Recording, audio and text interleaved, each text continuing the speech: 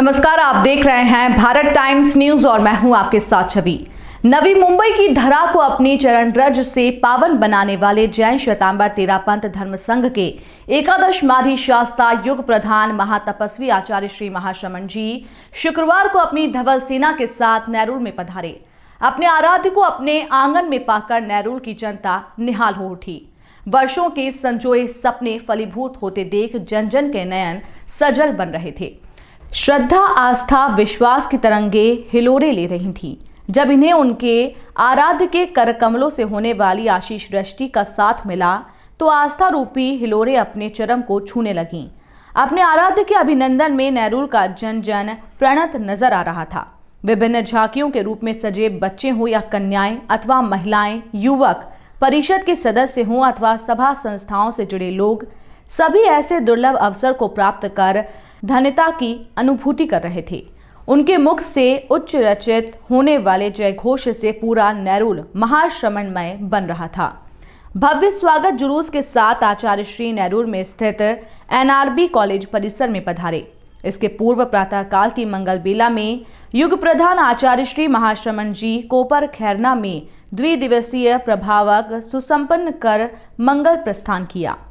कोपर खैरना की धरती पर वर्ष 2024 का प्रथम दीक्षा प्रदान करने वाले आचार्य श्री महाश्रमण जी के प्रति श्रद्धालु प्रणत बन रहे थे। दूसरी ओर अपने आराध्य के शुभ आगमन को लेकर उत्साहित नेरुलवासी पलक पावड़े बिछाए इंतजार में खड़े थे। आचार्य श्री जन जन को आशीष बांटते हुए लगभग 11 बजे नेरुल की सीमा में पधारे व भव्य स्वागत जुलूस के साथ निर्धारित प्रवास स्थल में प्रविष्ट हुए।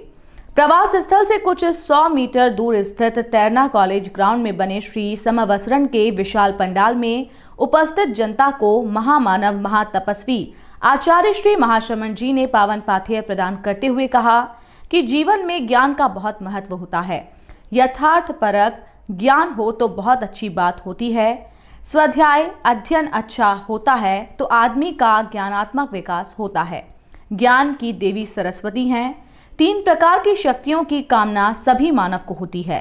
आदमी धनवान होना चाहता है, धन की देवी लक्ष्मी है। आदमी ज्ञान चाहता है, ज्ञान की देवी सरस्वती हैं। और आदमी बलवान होना चाहता है तो शक्ति की देवी दुर्गा हैं। वो इन तीनों को प्राप्त करने का प्रयास भी करता है, किंतु एक ही जन्म में ये तीनों शक्तियां अपार रूप में किसी एक को ही प्राप्त हो जाए, ऐसा कोई विरल ही होगा। कोई धनवान है तो कोई विद्वान नहीं है, कोई विद्वान है तो धनवान नहीं है, कोई धनवान है तो बलवान नहीं है। इस प्रकार किसी न किसी एक या 2 कमी रहती है। इन 3 के साथ साथ आदमी को चरित्रवान भी बनने का प्रयास करना चाहिए। आदमी धनवान हो या ना हो, आदमी विद्वान हो या ना हो, अथवा आदमी बलवान हो या ना हो, लेकिन आदमी को चरित्रवान अवश्य बनने का प्रयास करना चाहिए। आदमी का चरित्र अच्छा होता है तो जीवन अच्छा बन सकता है। मानव जीवन में चरित्र की प्रधानता है। चोरी, झूठ, कपट, हिंसा, बेईमानी व असंयम से आदमी बचा रहे और जीवन में सच्चाई, ईमानदारी, अहिंसा, संयम हो तो उसका जीवन अच्छा हो सकता है। इसके अलावा आदमी के पास यदि तीनों शक्तियां हों तो आदमी को उनका सदुपयोग करने का प्रयास करना चाहिए।